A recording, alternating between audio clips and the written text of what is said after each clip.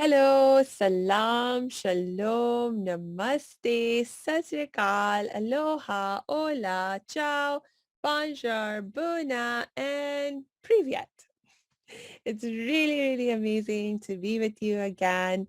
And I am very happy. We have a very special guest with us today. It's Aisling Smith Vance, who is the NLP and hypnotherapy trainer. And she's a director and co-founder of the Institute of Empowered Psychology. That is so cool. Welcome, Ash. Thank you. Thank you so much, Samia. And Gwitch, that's the Gaelic for hello. Ah, Céad nice. Míle Fáilte. You might have heard that one before. Actually, I haven't, but thank you for introducing me to it. That's awesome. Okay, so I'm going to ask you to just jump in by telling us more about who you are and what you do. Oh, thank you so much. Thank you for having me. I'm so delighted to be here. It's wonderful to be part of your podcast, and I'm so grateful to have met you and to be able to have this wonderful conversation. So, yeah, I'm excited to be here. A little bit about me. So, we're talking about making changes, and I guess the important thing about life is that, like, making change for the better. And I feel it's what we're built upon at the Institute of Empowered Psychology. I've been in the world of coaching for about 20 years, since I hired my first coach, who was an action coach, to help me with my business, with one of my very first businesses as a young entrepreneur. And then moving from there into the world of, learning more. And I think at different stages of my life, I called upon coaches because I needed to make change, Yes. right? And in order to enable change, we have to make a decision. As I like to say, like in NLP, and what I teach to my students in NLP, those four requisites for change. Those four requisites are to make a decision that change needs to happen. The second one is remove any emotional baggage that's attached to the past, that's holding you and keeping you stuck in the past. The third is to decide on what it is that you actually want.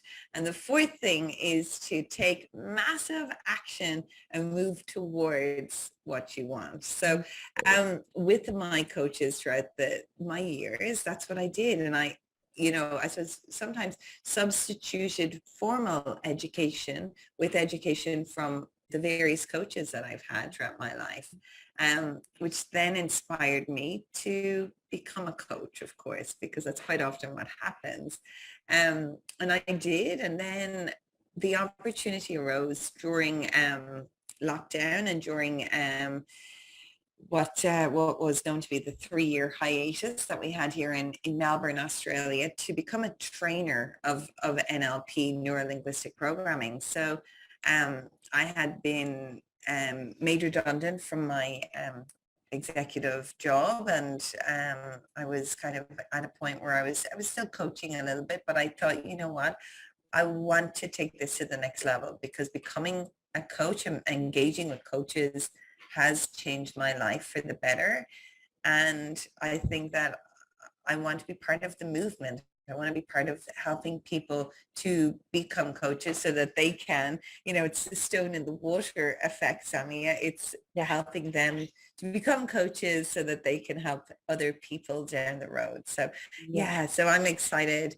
I met my business partner, Fran, when I was training to be a trainer, and we together co-founded the Institute of Empowered Psychology. So what we wanted to do with the Institute was to create a one-stop shop for coaches, because what I had found after I became a coach was that I was flailing for quite some time, not quite sure how to get my business off the ground, not quite sure what I should do. I was a highly accomplished professional. So I thought, oh, I could do this. Oh, I could do that. Or, oh, I should coach this. Or, oh, I should coach this person. Or, oh, no, I'll just coach everybody. And you and I both know that, Yeah. that's not a recipe for Yeah. success in the world of coaching. So what I wanted to do was to use my hindsight to be my students' foresight and help them to choose a niche right up front, to decide on their purpose, to what it is that who they're called to help is what I like to term it as, and to really help them through that process, to go through the process of training. So inevitably, it's almost like an apprenticeship, Mm. building the tools of their trade. So predominantly speaking, neurolinguistic programming and hypnotherapy, timeline therapy, and NLP coaching. So those are four of the qualifications that we provide to our students. And of course, other variations like Myers-Briggs. We're also going to be developing the range of additional qualifications that we provide to our students down the road in the coming year with more tools. The way Yeah. that's how I look at it. We discussed this before. These are tools in your toolbox to help you to help others. So there are different things that you can pull upon at different stages of your journey. And I'm just so grateful, to have that all together, and be able to empower and inspire people. And my business partner, Fran, is a highly accomplished business person. She's been running her own business internationally and very successfully for over 35 years. And she runs the business side of things. So she then whips our students into shape and gets them business ready. So helps them we have a club called the ACE Club, which is the Aspiring Coach Entrepreneur Club. Mm. So this is where once they are, they've got their toolbox full of their tools, Fran will help them to market their business and help them to understand, where are you going? Like, who are you serving? What are you doing? What are you putting out there? And how are you going to do that through webinars and challenges and chat sequencing and, all of the things. So Yeah. we run a weekly coaching student studio with them and to help them through that. And it's exciting to bring people through the whole thing. And our main aim is to help to create successful coaches who run successful coaching businesses, which means that they're helping people, that they're really helping people, because inevitably that's what it is. It's the stone in the water. And these are amazing tools that can really change people's lives. And as we've previously discussed, we are at a time in the world post-pandemic, but now in the midst of war and all of the things that are going on in the world, that people need help in many different ways for many different reasons. And coaches are a huge and amazing resource when people are coming from a heart-centered space and they've been trained to work ecologically. That's something that's so that's what drives me, and that's my passion, to help create change through creating amazing coaches. Oh, yay. Thank you for sharing all that, Ash. I really appreciate it. And, I really resonate with so much of your vision, especially, your uh, understanding about the ripples, that we as coaches, the work that we do. It's like you don't just help the coach that you're training, but you actually end up helping all the hundreds and thousands of people whose life they're going to impact. And for sure, that is such important work. And I'm so glad you're there. And I just love the idea of utilizing something like an apprenticeship model, because that is truly what allowed me also to become successful. I was in a similar boat where I had a lot of skills, but I was struggling with the business side of it. And so it wasn't until I found my happiness mentor. And the brilliant thing about her program was that not only did she have a training in how to become a happiness coach, teaching her specific program, but then she also allowed me to intern with her. And so I got to sort of like literally see the back end of how she was managing her practice and all the different, tools, not for the psychology part, but the tools for the business that she was utilizing, and so forth. And that was just a game changer. It really was. So, hey, thanks for tuning into this episode. Hope you're getting value out of it. For your information, this episode has been sponsored by the Happiness 101 program. Are you a change maker, coach, trainer, or healer? Are chains of fear holding you back from making the impact and income you desire?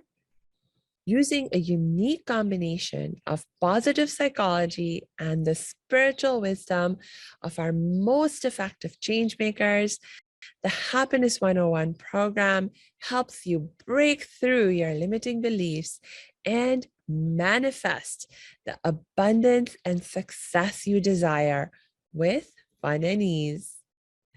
Interested? Book a free Happiness 101 exploration call with me, your happiness expert, Samia Bano. Just use my online calendar link in the show notes. Now, back to the show.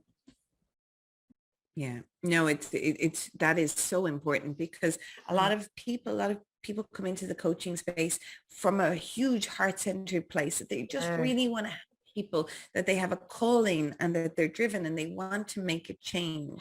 Yeah. But 50% of becoming a coach is running a business. Mm-hmm. And because you will get burnt out, you need to earn an income. Yeah. You need to be able to replace your corporate income, unless you don't have to do it, unless you can do it for free and you can afford to volunteer your services. Right. But there is a red flag warning with that too. And that is, we say there's a couple of prerequisites for when a client becomes a client, and Yeah. they need to be invested. Mm. Clients to be invested in your services. And if you're giving away your services for free, your client isn't necessarily invested. So it's about engaging them in some way so that they can jump on board with you and they're giving back something. And I teach hypnotherapy, and I use this example a lot. Actually, when I was younger, I was a smoker, and my mum, hated the fact that I'm smoking, and I don't blame her. In hindsight, looking back, I shouldn't have, but anyway, it's led me to now, and to be able to have some learnings for my students. So she sent me to a number of stop smoking seminars and hypnotherapists and just different things when I was younger to help me to stop smoking. So, and I really wanted to do it. She used to give me all sorts of incentives. I'll buy you a handbag. I'll do this for you. I'll do that, all of the things. And then I just didn't stop. I might have stopped for a little while, but not forever. And then eventually I fell back into the trap of smoking. Well, now as an NLP trainer and NLP and a hypnotherapy trainer, well, I understand how the unconscious mind works. Mm. And I understand the difference between being, coming of your own free will to Yeah. receive a treatment, or being sent by somebody. And it is one of the trainings. So I'll give anybody who's listening, here's a great tip and advice. So if you have a client who's been sent to you by their partner, by their friend, by their mother, by their father, by their, whoever, and they are not coming of their own free will, and they're not willing, if they're hesitant on playing 100% and being completely committed to achieving the outcome, you cannot take them as a client. Right. You cannot, because you're doing yourself a disservice. And this is what we say to our students at the Institute of Empowered Psychology. You want clients who want to create change, who Yes. want to change whatever element of their life it is. If they want to stay stuck, because people might say, oh, yes, I want to stop smoking, and with a wink, like, I don't really, but I'm only here because my mom sent me, or Yeah. whatever it might be.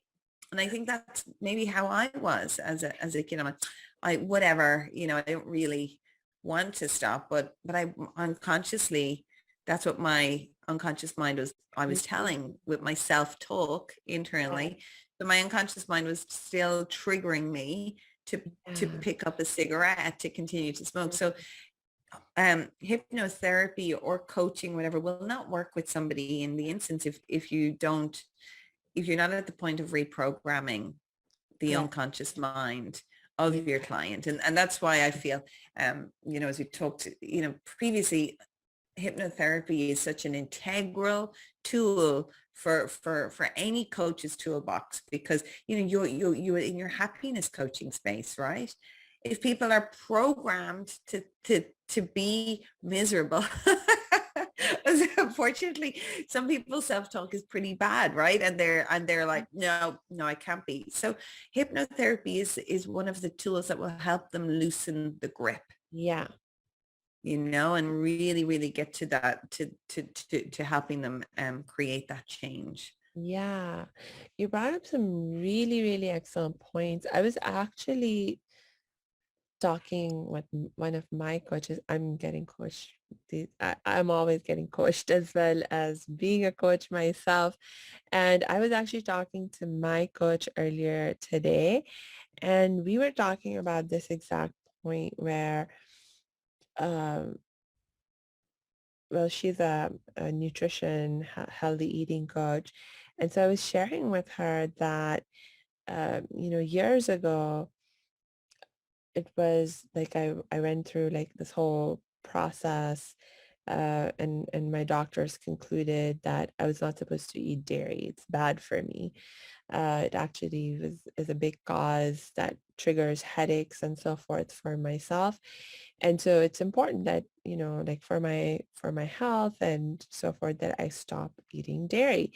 But so I understood that intellectually at one level, but my heart wasn't in it.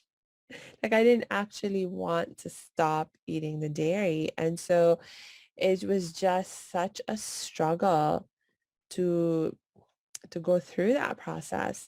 And so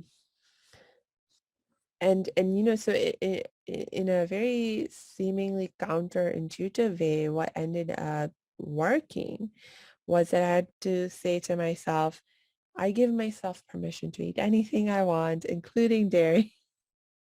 And when I gave myself that permission and Mhm. then started to practice more mindful eating and just like really focusing on tuning in with how eating whatever food I was eating, including dairy, how that really made my body feel, and connecting to that feeling, like over time, that is what allowed me to shift and be like, okay, I can choose not to eat dairy now and not feel like I'm making some huge sacrifice, or something like that.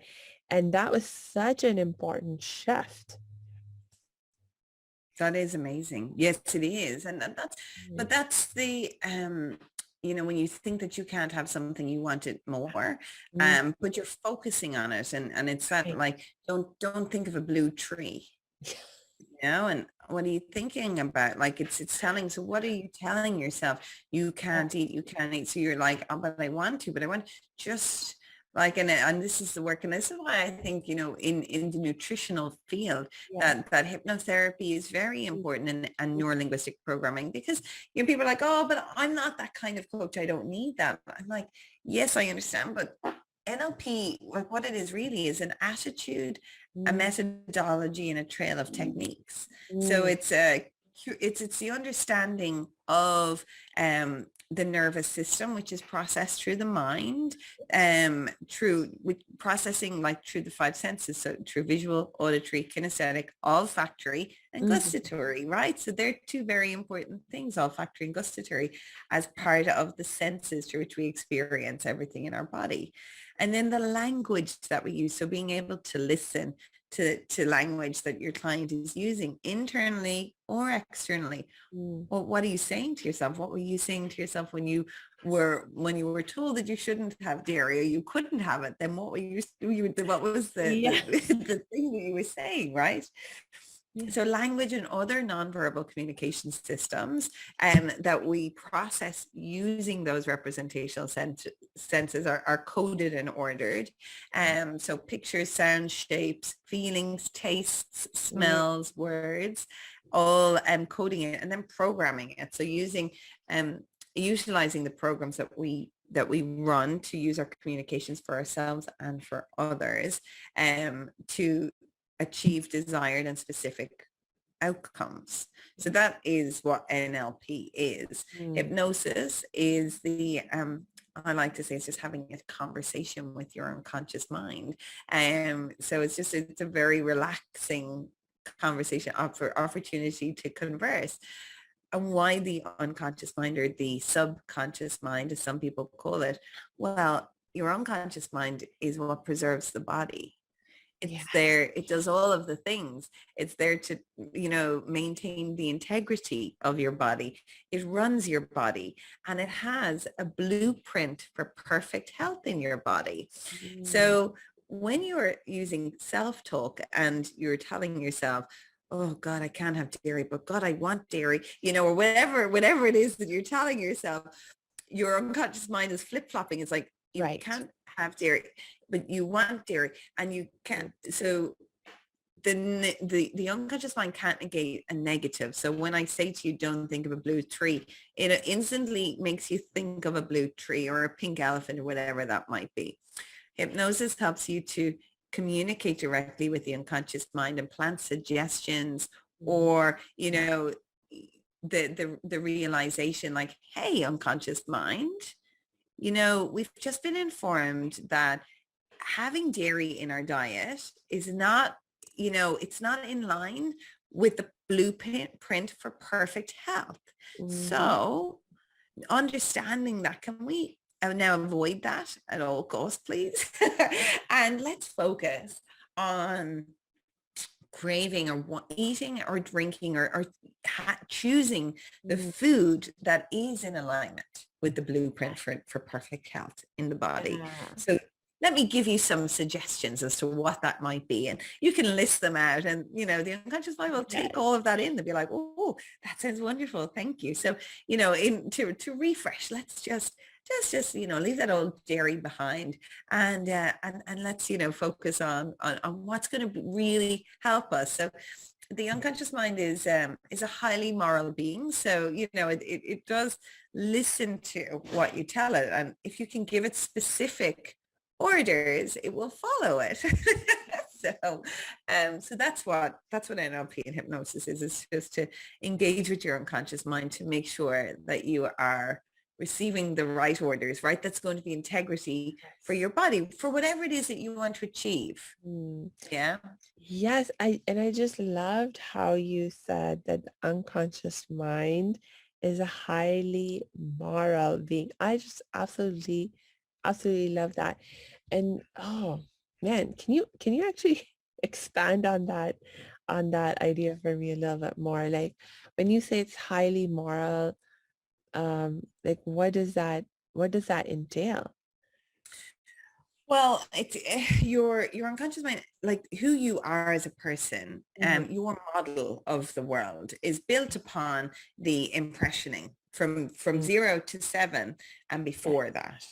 So what epigenetics and the work of the amazing Dr. Joe Dispenza and Deepak Chopra, there's so much, if we look at his book Quantum Healing, there's so much evidence that shows that who we are as people is can be seen within us holographically, that it's not just, we're just not ourselves because of the lived experiences that we have, but also the lived experiences of our ancestors, so our parents, their Mm, parents, and you know, and beyond that. yeah. Um, so who we are and what our unconscious mind has is as it becomes is based upon those lived experiences. Uh-huh. So it knows upon, as I said, it's a highly moral being. So the morality that you were thought and accepted is what it creates within itself.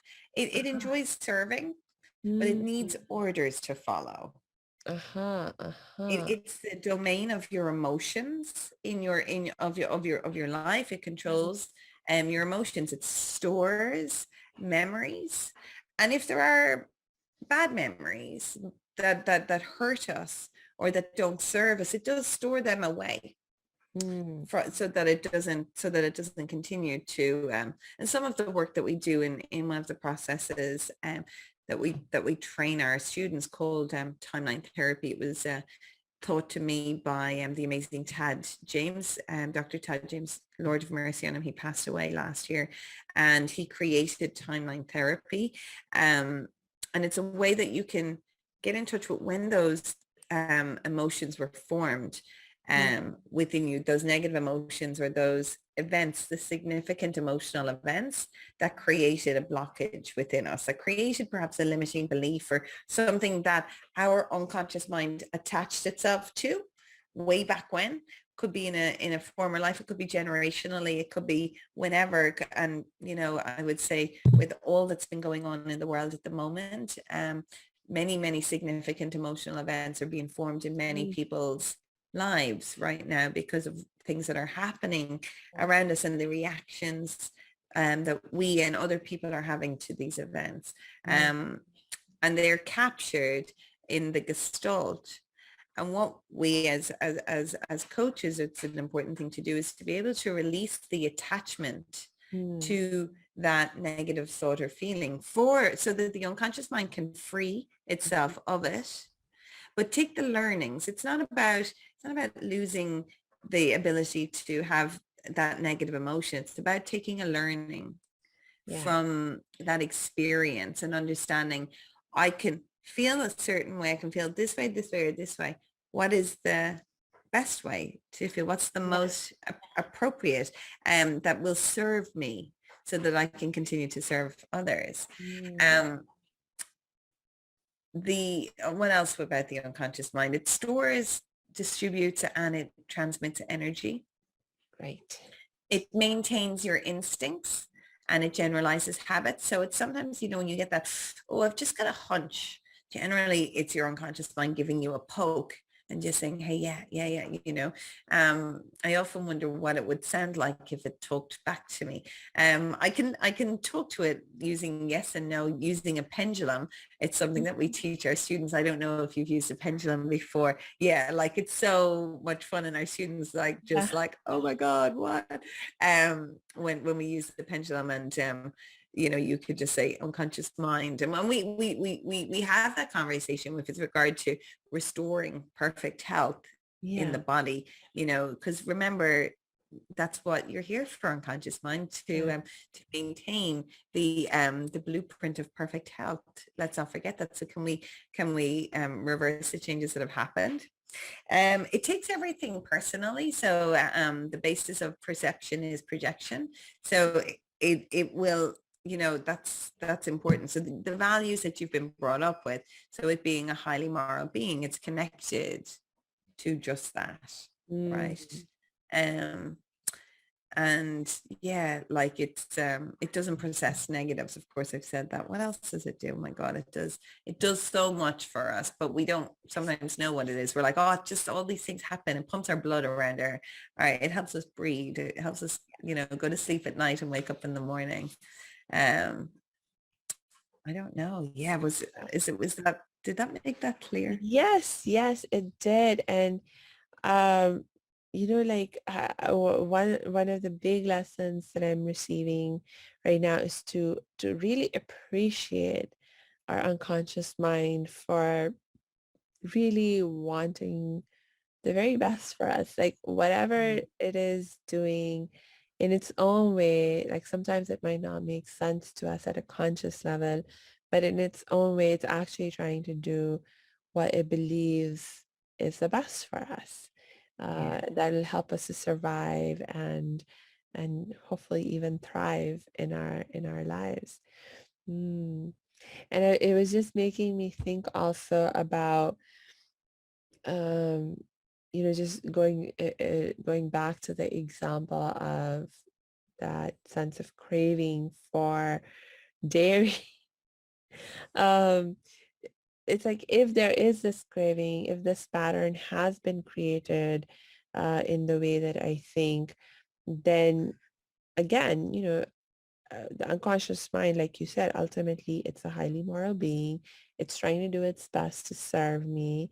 And so it's trying to fulfill there is some need that it's trying to fulfill behind that craving. And so it's like you can talk to your unconscious mind, maybe in the context of hypnotherapy, and be like, what is that need that you're trying to fulfill by Yeah. eating dairy?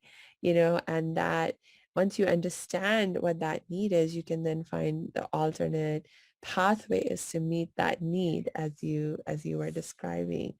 That's Yeah. right. That's Yeah. right. Because consciously, we're quite often not aware of things, Right. and we're like, I don't know why I do that. I just not sure. Like, and it is with working with a coach Right. who utilizes NLP and hypnosis techniques, that even just through conversational hypnosis or conversational change, and that's the linguistic side of neurolinguistic programming, is that you've got these this method of communication that will help you to to bypass the conscious mind to Yes. allow the Mm, answer to come from the unconscious mind. Because yes. when we try and control things consciously, we're not always doing it, with the best of integrity for ourselves. So we sometimes need to trick the conscious mind to step aside so that if we want real change to Yeah. occur. Right. I hear Yeah. you. It reminds me of that analogy. Well, the integrity issue aside, but just trying to do things by willpower, using the conscious mind. There's that analogy of a person riding a mad elephant. And the person on the elephant is the conscious mind, and the mad elephant is the unconscious mind. And not that the unconscious mind is mad, but that it's just that much more powerful. Yeah. Yeah, so much. I love that analogy. I've never heard that before. Oh, Thank you for really? sharing it. Oh, Oh, yes, I love it. It's a really good one to share with them, with my students, because it's very visual. yeah. For the visual learners in the house. So yeah, and it is so true. It's very, very powerful, and we quite often realize, and most people don't know that it's there. So we do spend a lot of time, working on that and helping our students understand. So because when you're working with a client, it's about communicating at the unconscious level Right. at all times, so that you are, you're building, you're building rapport up here, but unconsciously, you're really where the change is happening, because Yes. that's where the change will stick. And then it's about repetition. It's about, that how long does it take to create a new habit? Well, Mm, they say 33 times. So at least that. So you need to continue practicing whenever it is the new habit that you're replacing from the old one. So another tip that I do with my students is to record your hypnosis sessions with your client and give them to them as the takeaway, so mhm. that they can listen every night in between your sessions with them, and then the tasking, so that they are doing something to move towards what it is that they want. So they've already decided that they want to move away from the past.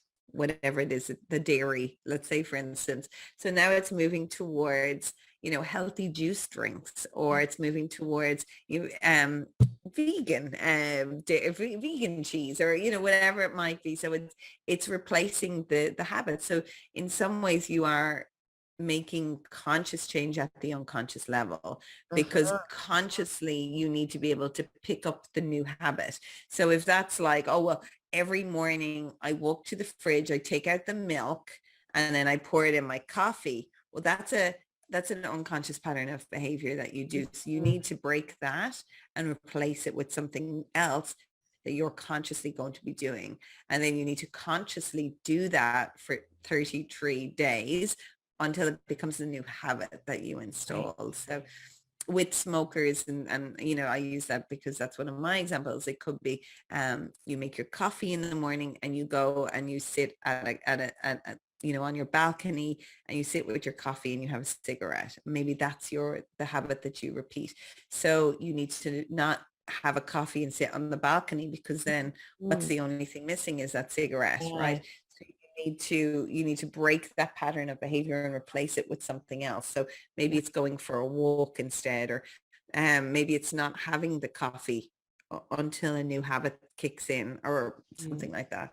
People would say to me, Yes. what, coffee and cigarettes? You're crazy. I couldn't give up whatever it is for whatever Yes. person, right? Yes, Yeah. exactly. The point is that you need to break the pattern, but don't just break the pattern, replace it with a new positive pattern. Yeah, I think absolutely. that's sometimes another mistake that a lot of people make, is that they will stop doing something, but they don't think through what to do instead. And this idea of like nature abhors vacuums.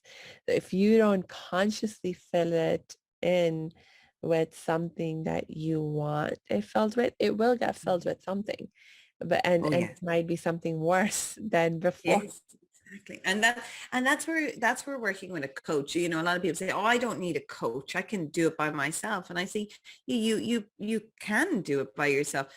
You know, you're going to do it by yourself, whether you work with a coach or not, because you're the one who creates the change. What a coach does is helps you to make sure that you're moving towards the right thing, as opposed to exactly what you just said, just doing it, cutting it out, and not knowing the next step, not knowing to replace the habit, not knowing to do that. And you, like I, are a coach who has coaches. I have loads Yeah. of coaches. I've got coaches for all different segments. I've got a money coach, I've got a business coach, I've No. got a health coach, whatever, and a mindset coach. Whatever I need, I know who I'm going to, because they are experts in those fields, and I am an expert in my field, and I stay in my lane and they stay in their lanes. And when I need a top up for whatever it is that they you know are offering, then that's who I go to help me in Yeah. that area. you know Love that. I know.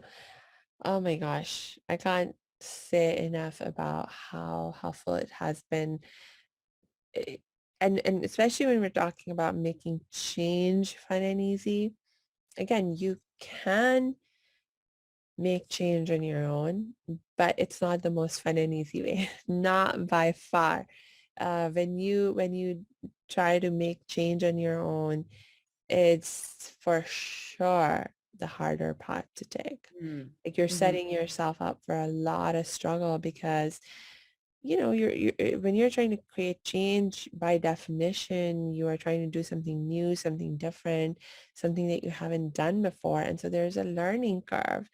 And so of course, with that comes struggle. And so if you want to ease that, and be able to, you know, uh, even just speed up the process perhaps of the change making, then you need some help. You need some support. You need ideally some guidance from someone who's been there and done that. Yeah. Yeah. If you want the change to stick, Yeah. because you might find, and that's again what happened to me when I eventually decided to stop smoking. I Mm. made a decision that my unconscious mind was turned on and say, oh, so this is what we're doing now. We're not smoking anymore. Mm. Okay. So that's my voice for my unconscious mind talking back to me. So that was the decision that I made. I informed the unconscious mind. Then I went and I got hypnotherapy, and I worked with my hypnotherapist, and Anne Goodall. She's an amazing hypnotherapist here in Australia. And yeah, and it worked, and she tasked me, and we worked together for about a month, and then I wasn't a smoker anymore. And that was Um, it. And it was that. And she gave me the task to replace my habits and to do all of the different things that I had to do to become a non-smoker, and or to be like to cease my old habit yeah, and the attachment, because yeah. I'm kind of giving away all my secrets. Nobody will have to do my course now if they need to know, because the other thing is, generally, if you're working with somebody with smoking, it could be with overeating, it could be with a sugar addiction, drug addiction, alcohol addiction, gambling addiction, all of it, like these things that that are, that are habits that are created. Um, Generally it is, and I'm not speaking, across the board, because this could bring up there could be a whole lot of people writing in and saying, from my model of the world and in my experience, there's something underlying, Yeah. and it's about finding what's underneath the Yes, surface. that's right. Because somebody might be smoking because of something that happened many years ago in their life, and the smoking or the alcohol addiction or the something is the clutch that they have, um to that connects them to that trigger. So when they feel that trigger in their life, and quite often it could be stress, or it could be loneliness, or it could be unhappiness, or it could be depression, or it could be it could be happiness sometimes, and it could be different feelings and emotions where Yeah. significant emotional events were created. Triggers this. And so therefore people will say, well, every time when I feel like this, then I do this. And that's the work of a coach, is to understand that it's not just what's up here. There's That's something right. down below. That's right. And it's about, being able to dig deep with Yes, ecology and support and nurture your yes, client through the process of yeah. discovery, so Mm, that you can get to the root cause, and to really yes. provide them with the support Yeah, to come away from that. yeah. So it's not necessarily a quick fix, 2 hours stop smoking session. That's a good advertising ploy, but is it in reality going to stick? Maybe not, because if you haven't worked with what the trigger is and what's underneath the surface, and if that is still there, so when the trigger comes around again and the feeling is so intense, you're gonna go back to that old crutch, whatever it is. Maybe it's eating the Yeah. donuts, maybe it's drinking the alcohol, maybe it's taking a cigarette, whatever it is, for whatever person that crutch has been. Then when the need is strong enough, if the release has not been created, then that's what will happen. Exactly, exactly. Oh my gosh, you just brought up so many excellent points. But this idea, it's of getting to the root cause, that is so important. And to understand that somewhere in their root cause, as we were talking about earlier, is that your mind, your body, your heart, uh, they're trying to meet some need. It's like you're not a crazy person if you're feeling a certain way, if you're having a desire, it's because there's something that you're needing, and your mind, your body, they're just doing their best to try and help you meet that need. And so you have to get to the bottom of about what's going on, what's the root cause, what's the need that we're trying to meet here, and only then can you find the most appropriate solution. Yeah, Yes. so true. All right. Okay. So I'm having so much fun talking with you, Ash. I didn't want to stop. I don't want to stop. And unfortunately, we are pretty much out of time for today. Do you have any last words for right now? Oh my God. I don't know. It's been wonderful talking to you. See, this kind of stuff when you're with somebody who is when you're on a level and from a Mm. heart-centered space. And I know a lot of your listeners are coaches, aspiring coaches who are working in the coaching field. And, I'm here with you. I appreciate you. You're doing a wonderful job. So keep going and push it forward. And, it's just, there are so many people who are looking for help, and if you are somebody who's heard something today, if you think, oh my God, that's what it is for me, or whatever, if maybe you've had an aha moment, which I hope, hopefully maybe you have, about maybe you're working with a client and you just haven't been able to make that shift and change. Hopefully something will have helped. So I think I was going to give you a special gift to give away, a little hypnosis recording, so that everybody can, to experience a little bit of that. So we will attach that, I think, to them. I'm grateful to be able to provide that to your listeners as well. Thank you, Ash. And for sure, we will drop those links in the show notes.